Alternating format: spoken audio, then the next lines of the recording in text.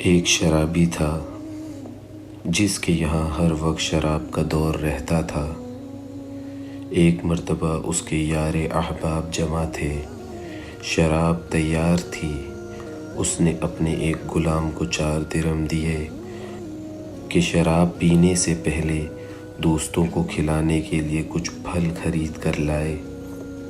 وہ غلام بازار جا رہا تھا۔ راستے میں حضرت منصور بن عمار بصری رحمۃ اللہ علیہ کی مجلس پر گزر ہوا۔ وہ کسی فقیر کے واسطے لوگوں سے کچھ مانگ رہے تھے اور یہ فرما رہے تھے کہ جو شخص اس فقیر کو 4 درہم دے میں اس کے لیے 4 دعائیں کروں گا۔ اس غلام نے وہ 4 درہم اس فقیر کو دے دیے۔ حضرت منصور رحمۃ اللہ علیہ نے فرمایا، بتا کیا دعائیں چاہتا ہے؟ غلام نے کہا کہ میرا ایک آقا ہے، میں اس سے خلاصی یعنی آزادی چاہتا ہوں۔ حضرت منصور رحمۃ اللہ علیہ نے اس کی دعا کی، پھر پوچھا دوسری دعا کیا چاہتا ہے؟ غلام نے کہا مجھے ان دراہم کا بدلہ مل جائے۔ حضرت منصور رحمۃ اللہ علیہ نے اس کی بھی دعا کی، پھر پوچھا تیسری کیا دعا چاہتا ہے؟ غلام نے کہا کہ حق تعالی شانو میرے سردار کو توبہ کی توفیق دے اور اس کی توبہ قبول فرما لے۔ حضرت منصور رحمۃ اللہ علیہ نے اس کی بھی دعا کی، پھر پوچھا کہ چوتھی کیا چاہتا ہے؟ غلام نے کہا کہ حق تعالی شانو میری اور میرے سردار کی اور تمہاری اور اس مجمع کی جو یہاں حاضر ہے سب کی مغفرت فرما دے۔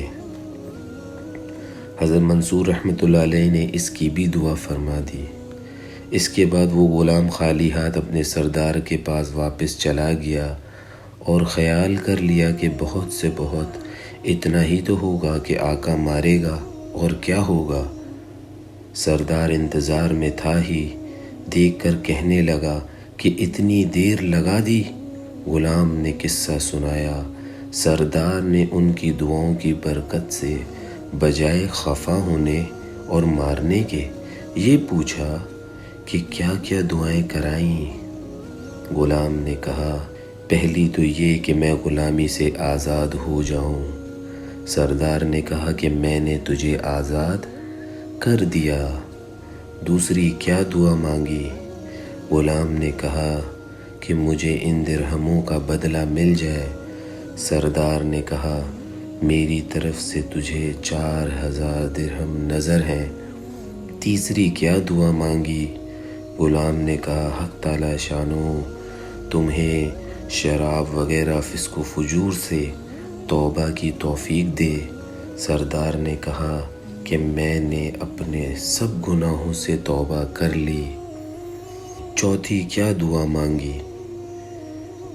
غلام نے کہا کہ حق تعالی شانو میری اور آپ کی اور ان بزرگوں کی اور اس سارے مجمع کی مغفرت فرما دے۔ سردار نے کہا کہ یہ میرے اختیار میں نہیں، جو میرے اختیار میں تھا وہ میں نے کر دیا۔ رات کو سردار نے خواب میں دیکھا کہ کوئی شخص کہہ رہا ہے کہ جب تو نے وہ تینوں کام کر دیے جو تیرے اختیار میں تھے تو کیا تیرا یہ خیال ہے کہ میں وہ کام نہیں کروں گا جو میرے اختیار میں ہے؟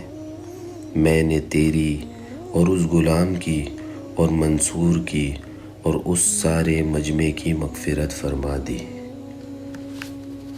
اس واقعے سے ہمیں یہ سبق ملتا ہے کہ جو اللہ رب العزت نے ہمارے ذمے کام دیے ہیں ہم انہیں بخوبی سر انجام دیں، اور جو اللہ رب العزت کے ذمے ہیں ان کو یقین کے ساتھ جانیں کہ اللہ رب العزت وہ پورے کریں گے۔